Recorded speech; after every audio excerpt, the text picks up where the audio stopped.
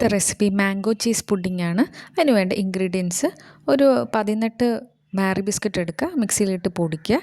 അതിലേക്ക് 6 table spoon melt ചെയ്ത butter ഒഴിക്കുക.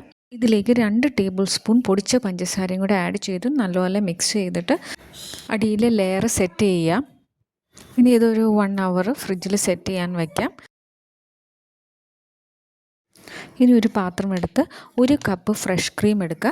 അത് നല്ലപോലെ ഇതുപോലെ ബീറ്റ് ചെയ്യുക. ബീറ്റ് ചെയ്ത ശേഷം ഈ ബൗൾ നമുക്ക് മാറ്റി വയ്ക്കാം. 200 ഗ്രാം ക്രീം ചീസ് എടുത്ത് നമുക്കിത് ബീറ്റ് ചെയ്യാൻ വയ്ക്കാം. ബീറ്റ് ചെയ്ത ശേഷം ആ മാറ്റി വെച്ച ഫ്രഷ് ക്രീം ഇതിലോട്ട് ഒഴിക്കാം. ഒഴിച്ച ശേഷം നല്ലപോലെ ബീറ്റ് ചെയ്ത ശേഷം നമുക്കിതിലോട്ട് 3 ടേബിൾ സ്പൂൺ പഞ്ചസാരയും കൂടെ ആഡ് ചെയ്ത് നല്ലപോലെ ബീറ്റ് ചെയ്യാം. ഇതിലോട്ട് ജെലറ്റിൻ ഒഴിക്കാം.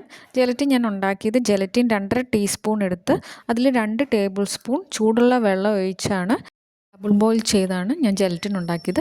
ഇനി ജെലറ്റിൻ അതിനകത്ത് ഒഴിച്ച് കഴിഞ്ഞിട്ട് നമുക്കിത് നല്ലപോലെ ബീറ്റ് ചെയ്തിട്ട് ആ സെറ്റ് ചെയ്യാൻ വെച്ച ബിസ്ക്കറ്റിൻ്റെ മുകളിലേക്ക് ഇത് ഒഴിക്കാം.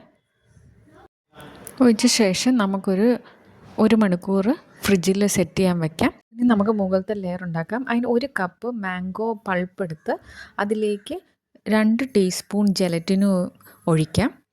ഒഴിച്ച ശേഷം നമുക്ക് ഈ സെക്കൻഡ് ലെയറിൻ്റെ മുകളിലോട്ട് നമുക്ക് ഈ പൾപ്പ് ഒഴിക്കാം. ഇനി ഇതിൻ്റെ മുകളിലായിട്ട് മാങ്ങ കട്ട് ചെയ്ത് നമുക്ക് ഡെക്കറേഷനായിട്ട് വയ്ക്കാം.